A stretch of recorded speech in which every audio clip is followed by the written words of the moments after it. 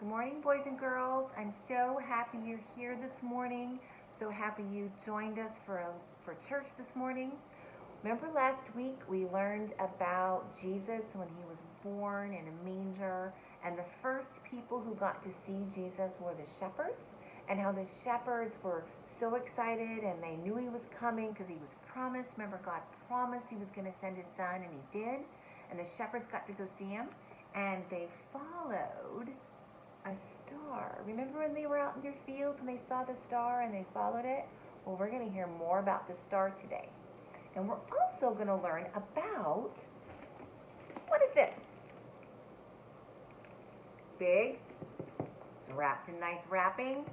And we would think it's a gift, right? Because that's what it is. It's a gift. We all wrapped it out special. We're going to give it to somebody we love because it's a gift. We love to give gifts and we love to get gifts. Well, we're going to learn about 3 men who took a gift to Jesus because they heard about it. Now, shepherds were first, and then there were 3 men, and they were the wise men. Okay, I'm going to show you a picture of the wise men. And you see, what's that right there? That's the star. And there are the 3 wise men. Well, when they heard the king was here, they were so excited. I bet if you were around, you would have heard them shout for joy and excitement that they were going to go see this king. Well, they thought, how do we know where he is? Where is he? We know he's here, but where is he? And then they looked in the sky, and guess what they saw? A bright star. And it led them. It was going to lead them to where Jesus the king was. So they said, let's follow the star. So off they went. They packed up their bags, they packed up their duffels, they packed up their blankets, and they also packed up their very, very special gifts. Each one had something very special and important that they wanted to share with the king.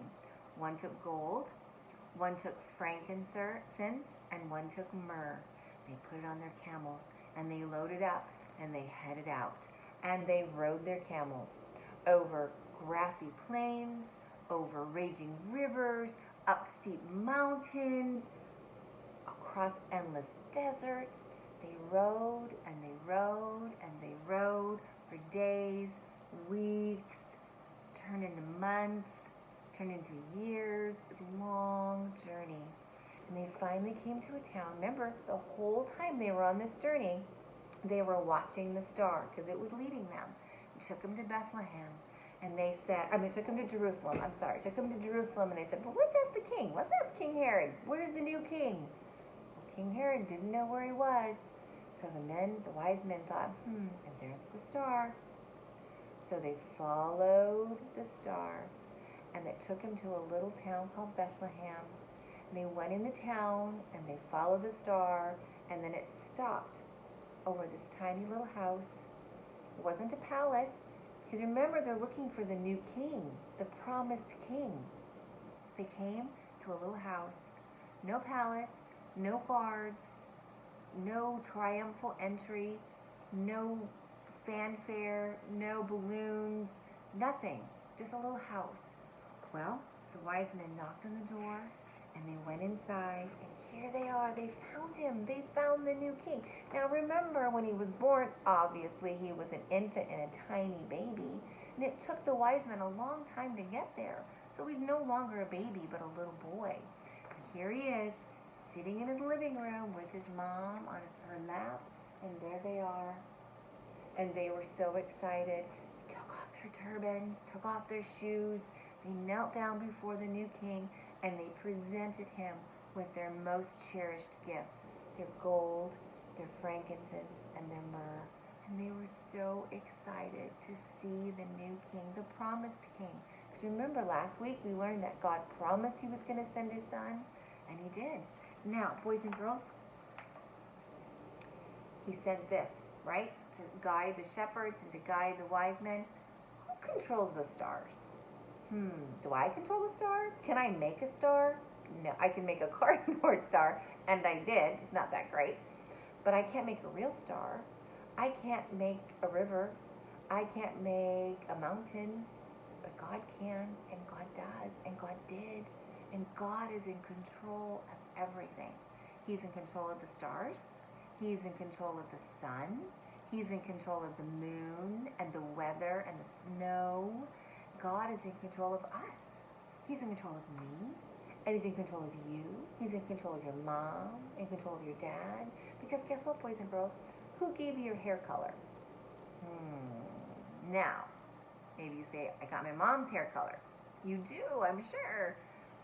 But your mom's hair color was given to her by God. Your eye color, and how tall you are, and who your mom and dad are, and how fair your skin is, or how little your nose is, or how big your ears are. Those are all things God gave you, and God controls that, right? He designed you, and he controls our world.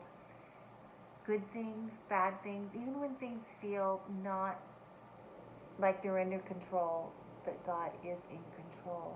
And that means, boys and girls, that we can trust God. We can trust him every day, all day, because God loves us so much, and God created us, and God is in control of the world and control of us. And I tell you what, we can trust him. When I'm having a bad day and things aren't going the way I want them to, I still trust and know that God is in control. God loves us. God sent his son to die for us so we can go to heaven. And we can trust that God knows what's best for us and wants what's best for us. He made the stars. He sent his son as he promised. And he directed the wise men, the shepherds, all to Jesus. And boys and girls, God can direct us, and we can trust him because he loves us. All right. The baby was born. The wise men found him. Can't wait till we'll be here next week. Make sure you come back next week. Be good this week. Love your parents. Obey your parents. And trust God because he loves you. Bye, boys and girls.